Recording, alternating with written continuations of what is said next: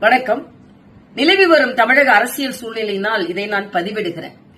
தொடர்ந்து முழுமையான எண்ணிக்கை இல்லாததினால் 3 முறை விஜய் அவர்கள் சந்தித்த பின்பும் ஆளுநர் திருப்பி அனுப்பியிருக்கிறார். ஆளுநர் மாளிகை தெளிவாக சொல்கிறது, நீங்கள் எண்ணிக்கையோடு வாருங்கள், நாங்கள் அனுமதி தருகிறோம் என்று. ஒவ்வொரு முறையும் எண்ணிக்கை இல்லாமல் சென்று விட்டு ஆளுநர் மீது பழி போடுவது எந்த விதத்திலும் நியாயம் இல்லை.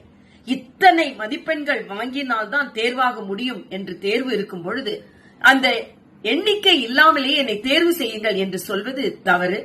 அது மக்களின் நம்பிக்கை பெற்றதாக ஆகாது. அது மட்டுமல்ல, இன்றைய காலகட்டத்தில் தமிழக முதலமைச்சர் அவர்கள் சொல்கிறார்கள், தனிப்பெரும் கட்சியை நீங்கள் அழைக்க வேண்டும் என்று சொல்லிவிட்டு பின்னால் இருந்து அதற்கு பல முட்டுக்கட்டைகளையும் போட்டுக் கொண்டிருக்கிறார்கள்.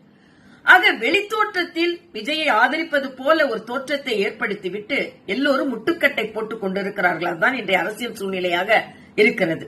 கம்யூனிஸ்டுகள் ஆதரவை தெரிவித்துவிட்டு மத்தியில் இருந்து பாரதிய ஜனதா கட்சி ஆளுநருக்கு அழுத்தம் தருகிறது என்று சொல்கிறார்கள். அதிலும் உண்மை இல்லை. நான் கேட்கிறேன், திருமாவளவன் அவர்களின் ஆதரவுக்காக காத்திருக்கிறோம் என்று சொல்கிறார்கள்.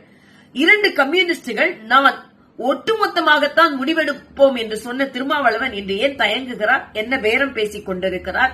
ஆக இவர்களெல்லாம் தங்களது அரசியல் லாபத்திற்காக, சுயலாபத்திற்காக முடிவுகளை எடுத்துவிட்டு பாரதிய ஜனதா கட்சியை பழி சொல்லுவது எந்த விதத்திலும் நியாயமில்லை.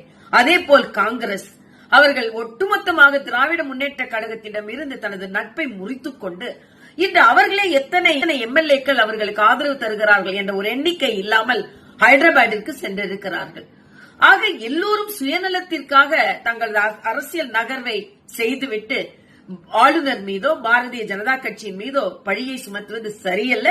அதனால் நான் இந்த விளக்கத்தை அளிக்கிறேன்.